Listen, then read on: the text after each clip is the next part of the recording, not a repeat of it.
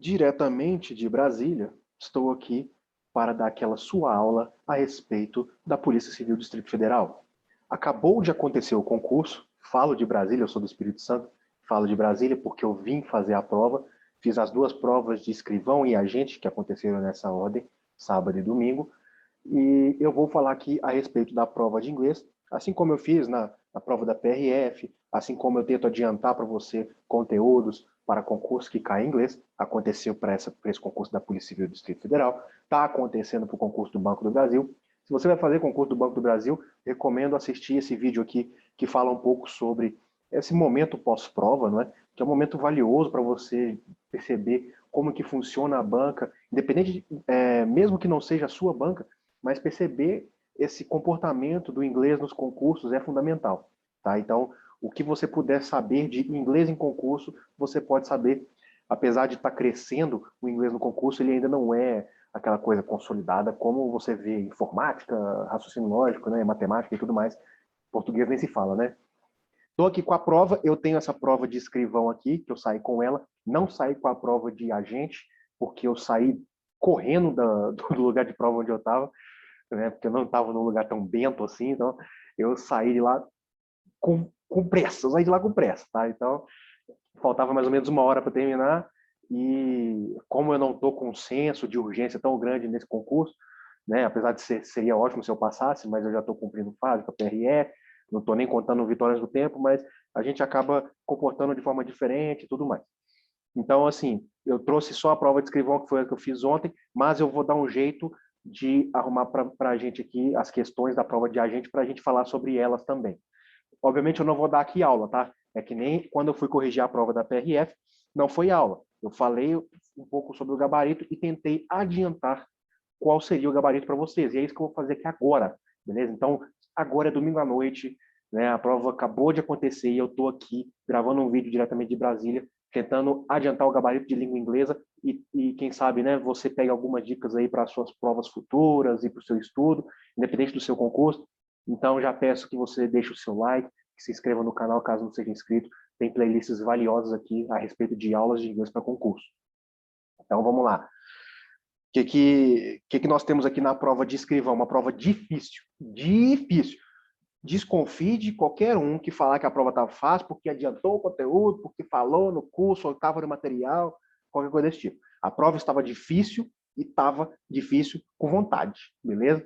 Então, se você não foi bem nessa prova de inglês de escrivão da Polícia Civil do Distrito Federal, mesmo que você seja bom no inglês, pode ser que você não tenha ido bem, né? Nós vamos saber isso melhor na terça-feira com o gabarito, mas se você não tenha ido bem depois dessa minha aula aqui, não se deprecie, porque não estava fácil, certo? O segundo texto, especialmente o segundo texto, que fala ali sobre nervos envolvendo neurônios de reação e estresse que estão relacionados com cabelos grisalhos. Olha aqui, ó, eu tenho cabelos grisalhos, né, em decorrência do estresse. Será, né? É isso que o texto fala. Será que é decorrência do estresse ou não é? Esse texto aqui, se fosse em português, estava difícil, né? E você sabe que a banca tem a capacidade de colocar texto difícil para você, né? A gente está falando aqui de concurso, né? Ou seja, pessoas querendo a sua vaga. Então, não vai ter mel na chupeta para você, tá? Então, o inglês não veio fácil. Escrivam. Prova de agente, ela veio menos difícil. Veio fácil? Não veio fácil, mas veio menos difícil. Então, vamos lá. Não vou ler texto nem nada, a gente vai para as questões. A minha questão que começa com in the first paragraph, values, recognizes, and service refer to the things done by the police department in Hollywood. Então está falando aqui no primeiro parágrafo, né, a questão começa assim, in the first paragraph, né, no primeiro parágrafo, values, recognizes e serves. Veja que são verbos que estão no presente simple present, né, ou seja, eles estão ali no presente do indicativo, sendo conjugado pela terceira pessoa do singular. Como é que você sabe disso? Todos eles estão com essa terminação S no final do verbo. Então você sabe que são três verbos, e esses três verbos estão com essa terminação S. Então, muito provavelmente, você está lidando com o verbo no presente simples e sendo conjugado pela terceira pessoa do singular. Então, faz sentido você achar, não estou falando que é a resposta, mas faz sentido você achar que poderia ser feito pelo Police Department, pelo Departamento de Polícia. O Departamento de Polícia é a terceira pessoa do singular, que a gente pode retomar por it, né? Então, faz sentido. Mas será que é? Veja que o verbo values, ele, the police department values the development. Então, o departamento de polícia valoriza o desenvolvimento. Então, valoriza o desenvolvimento é um verbo feito pelo police department. Aí você tem the agency recognizes. Que agência? A agência reconhece. Qual agência reconhece? Police department. Então, beleza. Até aí, beleza. E aí você tem the town service. The town serves as a home. Então, a cidade serve. Então, o verbo serves que mata a questão. Então, a banca veio falando que values estava certo, que recognizes estava certo. Aí, no último verbo que ela elencou para você, não é agido, não é feito pelo police department, é feito pela a cidade em si, né? Então, the town, que também pode ser retomado pelo pronome it, por isso que está ali service, e não serve, por isso que ele tá feito dessa forma, mas não é referente à police department, e sim the town, tá? Era até tranquilo de você ver, porque tá bem ligado ali, né? Tá falando o quê? The town serves as a home, ou seja, a cidade serve como lar para mais de 20 mil jovens, né? Então, dava para você, não era uma questão difícil essa aí não, tá? Aí, para mim, a próxima está assim, ó, the expression, this hardship, né? A gente pode ver como assim, a expressão this hardship, a expressão essa dificuldade, né? Esse entrave, algo desse tipo. Você veja que a palavra, talvez você não conhecia a palavra hardship, eu já falei sobre numa aula, mas talvez você conhecia a palavra hard, que tem a ver com rígido, com duro, ou até mesmo com difícil. Não tem o tal do level hard, hardcore? Então você talvez, e muitas vezes como que a gente fala, gente? Caramba, a próclise, né? O que fica depois da palavra, né? Aquele trem que fica depois da palavra ali, que eu esqueci o nome agora, domingo à noite, tá, gente? Aquele negócio ali que fica ali, né? O que é? Tem o prefixo e tem o pós-posto ali, né? Vamos colocar assim. Esse pós-posto ship, muitas vezes vai dar uma adjetivação para uma palavra. Então você tem assim, uma adjetivação, substantivação para a palavra. Então você tem hard, que é difícil, duro, né, rígido, e você tem hardship, que é dificuldade, né, esse entrave, esse embate, né, podemos dizer assim. Então, this hardship refers to information presented. Então, in the end of the first paragraph. Então, a palavra, né, a expressão this hardship, essa dificuldade, refere-se à informação apresentada no final do primeiro parágrafo. Até aí tá lindo, né? E aí vem a banca e mete dois pontos e fala, o que está escrito no final do primeiro parágrafo? O fato de muitos jovens viver na área urbana da cidade. Então veja que aqui o aposto explicativo deu o erro da questão, causou um erro na questão. Porque no final do primeiro parágrafo está falando que 20 mil jovens, alguns dos quais, ou alguns a palavra whom, né, que você vê aqui, some of whom, alguns cujos, né, porque alguns cujos vivem, né, ou seja, o lar de jovens dos quais vivem em underprivileged, ou seja, em áreas desprivilegiadas. Você tem privilege, que é privilegiado, e você tem underprivileged, que é abaixo do privilégio, né? Você consegue ver dessa forma, ou seja, abaixo do aquilo que você considera privilégio. Então você tem underprivileged, é desprivilegiados. E no aposto explicativo está falando muitos jovens que vivem em áreas urbanas. Não é em áreas urbanas. Às vezes você tem underprivileged, não necessariamente em áreas urbanas. Ou seja, você acaba extrapolando, foi uma extrapolação aí. Tá? Então, não fala em áreas urbanas, por mais que você possa pensar que mas pode ser que não seja. Tá? Não tem elementos do texto que façam você achar que é áreas urbanas. Tá? Porque existem também pessoas privilegiadas que são da área urbana. Então, veja que não tem como a gente pensar numa alternativa certa para essa questão. Tá? Então, eu prevejo um gabarito errado aqui. The expression cops mentoring kids. Então, a expressão cops mentoring kids, ou seja, os polícia mentorando crianças, ou mentorando a galera, mentorando os garotos, né? Is the name of the program created. É o nome do programa criado pelos estudantes, by the students of local schools and the police departments. Então, veja. Vamos lá. O programa Cops Mentoring Kids não foi criado, ou seja, não tem a participação dos estudantes na criação dele. Tá? Então, o erro da criação está aí, né? Os estudantes participam sendo os mentorados, mas não como os criadores, tá? Não como criadores. Então, você tem ali um programa created by, criado por, não foi criado pelos estudantes, foi criado pelo Police Department, somente, então somente, beleza? Então, vamos lá, continuando, né? Então, de novo, errado aqui, tá? Na minha prova apareceu 3 seguida errada. Você já fica meio assim, né? E tal. In line 5, na linha 5, né? In line 5, e a próxima questão aqui para mim é 26, the expression upstanding and law abiding.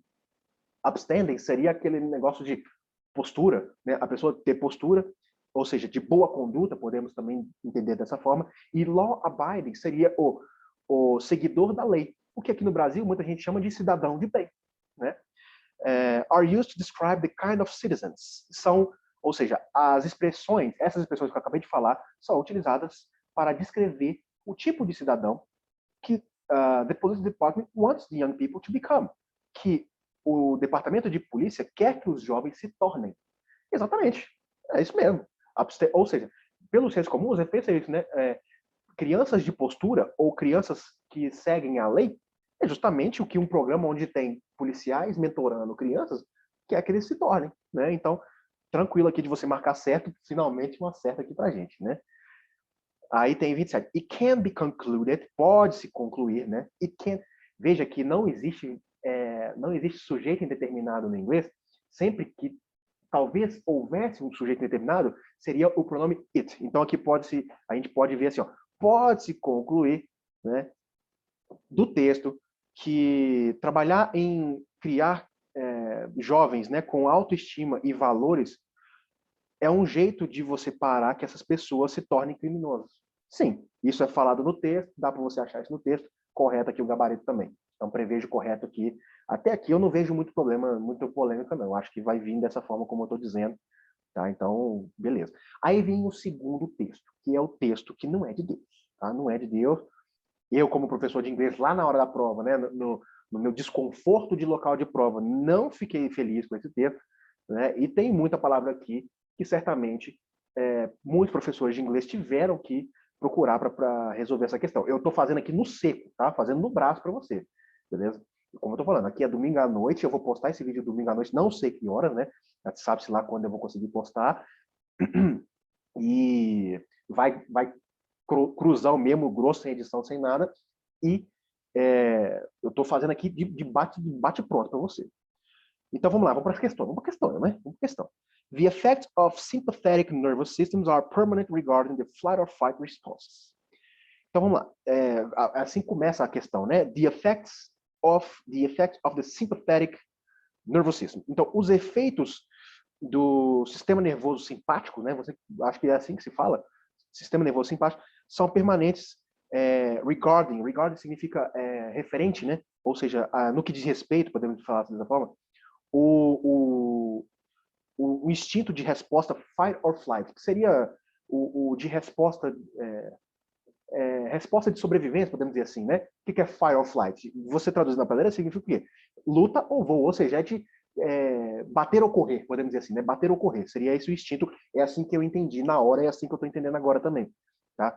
But not regarding the graying process. Então, tá falando que eu marquei errado aqui, beleza? Eu marquei errado que fala que os efeitos do sistema nervoso simpático são permanentes a respeito do sistema de resposta de bater ou correr, mas não a respeito do crescimento de cabelo grisalho, no processo de crescimento de cabelo grisalho. Não é isso, tá? O texto fala aqui, um dos cientistas, inclusive, fala: normally the sympathetic nervous system is an emergency system, fight or flight, and is supposed to be very beneficial, or at least the effects are supposed to be transient. Então aqui fala, a citação do cientista aqui, que eu não vou falar o nome dele, fala aqui, ó, os efeitos supostamente são transitórios, transient, transitórios, and reversible, irreversíveis.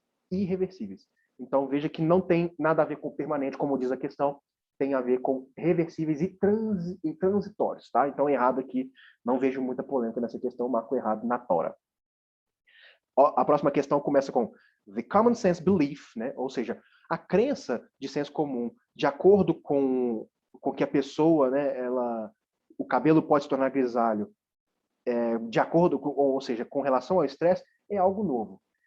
olha, o texto não fala que é algo novo, eles falam, a crença de senso comum não é novo. E o texto fala que não é novo, né? E então a crença não é nova, o texto fala que não é novo, mas o estudo, né, o estudo de relação ao estresse, que relaciona estresse com o crescimento de cabelo grisalho, ele sim é novo, tá? E a gente vai chegar a ter uma questão que fala sobre isso aqui. Antes, então, before this, então aqui errado também, tá? Então não é algo novo, a questão fala que é algo novo, mas não é algo novo. A crença de senso comum não é algo novo, tá? Before the study, então a outra questão, a próxima questão é, before the study mentioned in the text, a connection between stress and hair graying had never been found in science. Então aqui você tem uma palavra como é que fala, absoluta, né? O had never, falando o quê? A conexão entre o estresse e o crescimento de cabelo grisalho nunca foi descoberto na ciência. E, né, por mais que você queira marcar errado, e eu confesso aqui, com todo o coração aberto, eu marquei errado, e me preparando para fazer esse vídeo aqui, eu acabei achando no último parágrafo aqui, lá no penúltimo período, tá falando assim, ó, the findings provide the first scientific link, que é o quê? Os achados provêm a primeira relação científica entre stress e hair graying, né? Ou seja, cabelo grisalho. Então, o texto, e por que é o texto? O que fala? Concerning the text above, ou seja, a respeito, né, no que diz respeito ao texto acima. Então, por mais que você, cientista, biólogo, médico, saiba que existia um estudo lá de 1980 falando sobre a relação e tudo mais, o texto, que é o que a banca está pedindo, o texto fala que é o primeiro. A primeira relação científica entre estresse e hair growing. Na prova, aqui no meu conforto do meu hotel de Brasília, eu achei o acerto, eu achei o que pode trazer a questão como certa. Lá na prova, eu marquei errado, tá? Mas o gabarito que eu vou apostar para essa questão aqui é certo. Embora eu tenha marcado errado, muito provavelmente eu vou ficar aí com 8 pontos no inglês em vez de 10, tá? Próximo. Melanocytes are hair follicles. Aí você pode parar. Tá falando o quê? O melanócitos, né? Acho que é assim que fala, né? Melanócitos são folículas de cabelo. Melanócitos não são folículas de cabelo. Aqui no texto fala que são células. Tá muito fácil você achar o erro aqui. Não são folículas de cabelo, beleza? Tá errado aqui. The word, lá, aqui a única questão que talvez você conseguiria fazer sem ler o texto. A única, né? Você tem que procurar essa questão antes de ler o texto? Tem que procurar todo o texto, toda a prova de inglês que você vai fazer, todo concurso que você vai fazer e tem inglês, e eu sugiro para a língua portuguesa também, tente fazer sem ler o texto, tá? E aqui você tinha uma questão que, coincidentemente ou não, na minha prova, ela era a última questão de inglês, que você conseguia resolver sem ler texto. Que fala o quê? The word likely conveys the idea of probability. Que é o quê? A palavra likely, que tem essa ideia de probabilidade, tá? Quando você fala likely, significa que provavelmente, ou que tem uma boa probabilidade de acontecer. Quando você fala unlikely, significa que a probabilidade é ruim. Então você tem likely e você tem unlikely, que é o prefixo UN, tá? Então, sim, a palavra likely transmite uma ideia de probabilidade. Sim, transmite uma ideia de probabilidade, certo aqui, sem dúvida, é certo que vai vir no seu gabarito. Se não vier, a gente vai fazer aquele barraco, né? Vai fazer aquele barraco lá. Tá? Então, essa foi a prova de escrivão, como eu disse, ruim, prova ruim, tá? Acabando essa prova de escrivão, como eu falei, prova bem difícil, a gente vai para a prova de agente, que eu já dei um jeito aqui, como eu falei, eu não tenho a prova, né? Eu fui lá fazer a prova, mas eu saí correndo de lá, tá? Então, eu não quis esperar, tá? Por motivos de logística, não quis esperar dar o momento de eu sair com a prova, por motivo de logística e de segurança, né? Então, e financeiros também. Eu tive que sair correndo. Mas eu já dei um jeito de ver aqui as questões da prova, tá bom? Então, vamos lá, questão por questão. A primeira questão que apareceu para mim foi a questão que falava do in a nutshell. O in a nutshell, que poderia ser trocado por briefly, né? Então, in a nutshell é uma expressão idiomática que, se a gente for traduzir ao pé da letra, talvez você não conseguiria acertar essa questão. Mas se você soubesse o significado idiomático da questão, você conseguiria sim acertar. Porque in a nutshell significa, ao pé da letra, significa o quê? Numa concha, dentro de uma concha. Né? Agora, você levando para o lado figurado, para o lado conotativo, que é essa expressão, se você até pensa, né, no senso comum, você pensa, numa concha significa o quê? Resumidamente. Tá? Ou seja, colocando tudo, condensando tudo, e isso significa in a nutshell. tá? Resumidamente, ou seja, condensando tudo, guardando tudo numa concha, tá? Então, resumidamente, é isso que significa in a nutshell. Brief significa rápido, significa resumo, tá? E briefly, essa terminação ly, faz com que um adjetivo ou algo que pode ser um adjetivo se torne um advérbio de modo, que é a terminação mente no português, tá? Por exemplo, strong, strongly, é forte, fortemente. Weak, weakly, fraco, fracamente. O que mais? Agora vai fugir tudo aqui, né? Vamos lá. Calm, calmly, né? Calmo, calmamente. Então, e por aí vai, tá? Então, essa é a tendência. É uma regra absoluta? Não é uma regra absoluta, mas é a tendência. E você tem brief, que significa de forma rápida, uma explicação rápida, uma explicação... Quando fala assim, é o brief, né? O brief vai ser tal hora. É o quê? A instrução rápida ali, tá? E briefly é exatamente isso, é resumidamente e tudo mais. Então, questão correta, ao meu ver, antecipa um gabarito certo aqui, tá? Próxima questão que apareceu para mim, ela pergunta a respeito dos termos keep up to date e meet the deadline, e falam que eles são sinônimos. Não são sinônimos, tá? É errada essa questão. Keep up to date significa manter atualizado. Você tem up to date, que é exatamente isso, é atualizado, tá? Up to date é isso, atualizado. Você tem o verbo keep, que significa manter. Em alguns dos contextos, significa guardar, tá? Então, keep up to date significa manter atualizado. Meet deadline significa chegar no prazo final, tá? Quando eu falo assim, eu vou encontrar, o meu prazo final é daqui um dia, é amanhã. Aí você pode falar assim, I will meet the deadline, eu vou encontrar o deadline, seria essa a tradução ao pé da letra, né? Eu vou encontrar meu deadline, eu vou encontrar meu prazo. Então, veja que é o quê? É o seu prazo encerrar. Meet the deadline é encerrar o prazo, tá? Se a gente traduzindo no modo mais prático possível, é isso, é encerrar o prazo. Então, não tem nada a ver com manter-se atualizado, tá? Então, errado ali, sem muita dúvida nesse gabarito.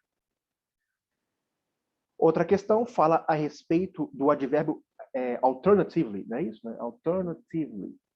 Não, alternatively, que fala que ele significa o advérbio, né? O advérbio alternativamente significa uma opção diferente daquela expressada na frase anterior, né?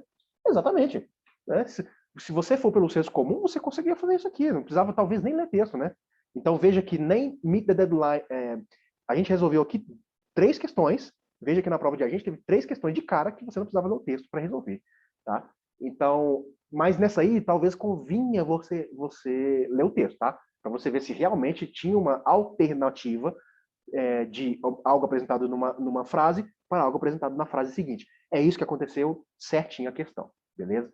A próxima questão fala para a gente a respeito, aí fala, né? O texto afirma que a carreira de polícia oferece uma variedade de atividades. O texto fala isso, tá? E você também sabe disso, né? Você que vai tentar concurso da polícia, você sabe que a carreira policial oferece uma variedade de atividades, uma imensidão de atividades, tá? E o texto fala exatamente isso. Fala que você pode trabalhar com crimes pequenos assim, né? Crimes não tão graves, ou com crimes muito graves, você pode trabalhar com, enfim, eu não vou lembrar agora, mas o texto fala uma imensidão de atividades que o policial pode fazer na sua carreira. Agora, né, tem a próxima questão que fala que a expressão heinous crimes é a mesma que petty crimes, tá? Então vamos lá.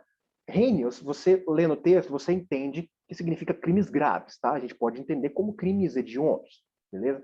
Já petty, você não tem como saber no texto. Se você não sabia que esse adjetivo petty, né, significava exatamente pequenos, tá? Se você não sabia isso anteriormente, é uma matéria que você ou sabia ou não sabia. Tá? Uma questão de repertório. Não precisava ler o texto, mas ou você sabia ou você não sabia. Então tá errado, porque heinous crime significa crimes graves. Você consegue entender isso, mesmo que você não sabe, mesmo que você não soubesse o que era heinous, no texto, o ambiente do texto te sugere isso, que é crimes graves. Já petty crime significa crimes pequenos. Talvez contravenção ou crime de menor potencial ofensivo. É assim que você talvez traduziria no seu mundo o petty crimes, tá? Então, questão errada também, sem muito mistério aqui para essa questão. Agora a questão do próximo texto, na verdade foi o primeiro que apareceu na prova, né? Eu acabei resolvendo ao contrário, resolvi a questão do segundo texto, agora eu vou resolver do primeiro, tá? Então, veja que na questão que fala, deixa eu achar ela aqui de novo, o uso da expressão, então, the use of the expression, né? A primeira questão apareceu para mim na prova. the use of the expression a never expanding array, né? Que significa, ele fala lá no final do segundo parágrafo, indica um número de traços biométricos, né, que os law enforcement, que são law enforcement, são os aplicadores da lei, né, os policiais, tá? Law enforcement são os policiais. E a comunidade de inteligência usa na sua investigação que nunca para de crescer. Então, ever expanding, você consegue ver dessa forma. Eu falo muito nas minhas aulas sobre a palavra ever, que significa você retomar do seu ponto presente para trás. Então, você veja como ever expanding, você veja como algo que é sempre crescente. Às vezes você traduz ever para nunca, às vezes você traduz para sempre. Mas a palavra ever é você pegar do seu ponto futuro olhando para trás no passado. Então, veja que sempre vem crescendo, sempre vem expandindo. E a questão sugere que faz o quê? Nunca para de crescer. Que é o que a questão sugere, é que tem essa ideia de nunca parar de crescer. Never ceases to grow. Nunca cessa de crescer, nunca para de crescer. Tá certo, tá? Eu prevejo um gabarito certo, sim, porque essa é a ideia do never expanding. Aí você tem a próxima questão que fala in the last paragraph, então no último parágrafo, as palavras comprehensive e report can be correctly replaced. Então as palavras comprehensive e report podem ser corretamente reposicionadas, recolocadas, reescritas pela palavra understanding e journalist, sem que mude o significado do texto. Não pode, está errado, não pode. Report significa relatório, tá? Então, se fosse reporter, né, repórter, sim, poderia, depender do contexto, provavelmente poderia trocar por journalist. Mas report, não. Report é relatório, tá? Então, errado aí, sem muito mistério também, tá? Então, tá limpo, como todas as outras. Também dá para resolver sem ler texto. Aí a próxima questão fala, identifying fingerprints. Então, identificar impressões digitais, faciais e tudo mais, DNA, características, que foi somente recentemente se tornou parte da investigação, de parte de métodos de investigação. Não é somente recentemente, no texto fala que isso não é recente, que é uma coisa que vem acontecendo, isso está inclusive consoante com a última questão que fala do ever expanding, ou seja, está sempre crescendo, então sempre foi utilizado o que não para de crescer, não para de crescer. Então se você acertou a primeira questão, você acertou essa aqui também, tá? Uma certa, outra errada, né? The options mentioned, então, the options mentioned, as opções mencionadas no primeiro parágrafo a primeira frase do segundo parágrafo, a questão, eu já estou traduzindo, tá, gente? Então, já começa com the options mentioned, né? As opções mencionadas na primeira frase do segundo parágrafo são conectadas com o law enforcement leaders. Essa questão é difícil, hein? Trata de coesão, né? De coesão referencial, do pronome adjetivo demonstrativo. In the last sentence of the previous paragraph, a relation introduced by the use of their. Então aqui fala, as opções mencionadas na primeira frase do segundo parágrafo são conectadas com law enforcement leaders, que é como se fosse um sujeito, podemos dizer assim. In the last sentence of the previous paragraph, na última frase do parágrafo anterior, né? Com relação, que é linkado, que ele é feito essa coesão, essa referência é feita pelo uso da palavra theirs. Tá certo, tá? Quando você lê o texto, lá no começo do segundo parágrafo, tá falando lá. Deixa eu ver se eu consigo achar aqui o texto. Vamos ver se tem o texto aqui. Lá no começo do segundo parágrafo, fala assim, o programa deles, né, ou a atitude deles, alguma coisa assim. Deixa eu achar aqui. Vamos lá. Não consegui. Aqui, ó, fala assim, ó, a atitude deles, cadê? Uma das opções deles quem? De law enforcement leaders. Então, uma das opções deles quem? Law enforcement leaders. Então, esse pronome there, que é justamente deles, faz justamente esse link em deles quem? Deles do law enforcement leaders, dos líderes policiais, dos líderes dos aplicadores, dos reforçadores de lei. Tá? Então, tá certinha, a questão é limpa, não é porque ela é difícil que ela é anulável, tá? Então, uma questão boa, muito bem elaborada, mas difícil. Né? Então, talvez foi a questão mais difícil dessa prova, por mais que tenha sido uma prova mais fácil do que a de escrivão, beleza? Mas veja você que a de agente foi mais acessível porque tinha muito mais questão que você poderia fazer sem ler texto, né? E você tinha também o texto mais acessível também, tá? Os dois textos mais acessíveis. E aconteceu de vir, né? Na prova de escrivão, ver um texto relacionado à atividade policial e um outro com nada a ver, nada a ver, nada a ver. né? Já no caso da prova de agente, 2 textos ali relacionados com atividade policial. Então, essa questão de vir textos motivadores, né? Os textos bases, que são relacionados ao tema do concurso, é uma tendência, mas não é uma regra. Tanto que na descrivão veio o texto mais difícil, foi um texto que não tinha nada a ver. Tá? Então está aqui a minha antecipação do gabarito de forma mais franca, honesta possível. Eu estou acabado, e vou terminar aqui e vou comer e dormir. Tá? Então, a aula, né, eu sei que está difícil de entender, mas é mais para você acompanhar, e você que não fez a prova, para você meio que entender esse clima meio que pós-prova e tudo mais, beleza? Talvez eu faça uma aula, né, anotando, grifando ali a prova e tudo mais, para o pessoal poder anotar também as palavras utilizadas, mas aqui foi mais uma coisa mais imediata para você, beleza? De novo, não deixe de se inscrever no meu canal, me ajude com o meu canal no YouTube, tá chegando a 1.000 inscritos. Se você gostou dessa antecipação de gabarito, né, eu sou somente mais um professor aqui dando a minha impressão das respostas da prova, ok? Talvez você tenha encontrado um professor com uma resposta diferente, a gente vai saber a verdade quando vier o gabarito provisório e definitivo depois dos recursos, ok? Mas se vier alguma coisa diferente do que eu apresentei para você, eu tenho respaldo para fundamentar recurso e, obviamente, eu não vou escrever o recurso para você, mas você pode utilizar justamente esse vídeo aqui para tentar te ajudar nisso aí, tá? Qualquer coisa você também pode me mandar um direct no Instagram que eu também posso te ajudar nisso aí, beleza? E então, novamente, deixe o seu like, me ajude. Qualquer dúvida, deixe também no comentário, comentários ou alguma lamentação, qualquer coisa do tipo. E vai me ajudar muito você se inscrever nesse canal, divulgar para os seus amigos que são envolvidos no concurso público e precisam aprender inglês. Um abraço e até a próxima aula.